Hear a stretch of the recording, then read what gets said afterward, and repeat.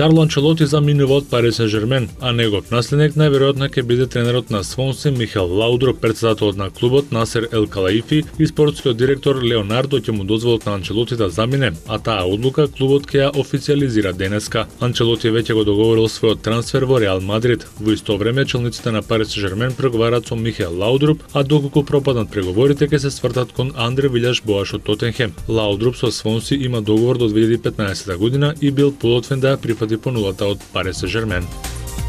Бернт Шустер е именуван за нов тренер на Малага. Шустер го наследува на функцијата 59-годишниот чилијанец Мануел Пелегрини, кој ја напушта Малага и до крајот на неделава најверојатно ќе биде представен како нов менаџер на Манчестер Сити. За последен пат Шустер работеше како телевизиски експерт за различни медиуми. Претходно поранешниот тренер на Реал Мадрид го водеше турски Бешикташ од 2010 до 2011 година. Малага ќе биде четврта станица во шпанската елита во тренерската кариера на Шустер по Леванте во 2004-5, Гетафе од 2005 до 2007 година и Реал Мадрид од 2007 до 2008 година. Покрај тоа тој го водел и Херес во Секунда од 2001 до 2003 година. Како играч, германецот играл во Шпанија за гигантите Барселона од 1980 до 1988 година, Реал Мадрид од 1988 до 1990 година и за Атлетико Мадрид од 1990 до 1993 година.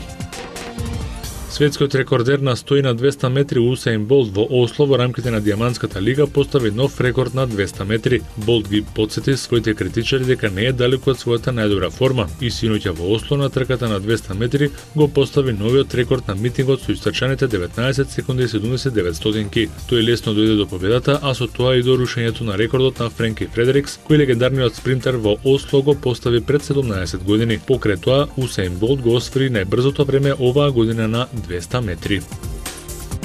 Тимот на Мајами Хит изравни на 2:2 во победи во финалето на NBA плейофот против Сан Антонио Спарс. Предводени од 85 поени на Джеймс Вейт и Бош, тимот на Мајами одговори на предизвикот и забележа победа од 109-93 сред Сан Антонио. На полувреме резултатот беше изедначен 49-49. Леброн даде 33 поени и 10 скокови, Вейт заврши со 32 поена, а Бош со 20 поена и 13 скока. Ален со своите 14 поени од клупата го надополни ефектот на големата тројка. Кај Спарси прв стрелец беше Тим Данкан со 20 коша. Тони Паркер доаде 15 поени и 9 асистенции. Гери Нил и Дени Грин овој пат беа задржани на 23 поени. Петиот дуел ќе биде клучен во битката за NBA тронот. Тој надпревар игра во понеделник наутро во 2 часот по полноќ по наше време, повторно на теренот на Сан Антонио.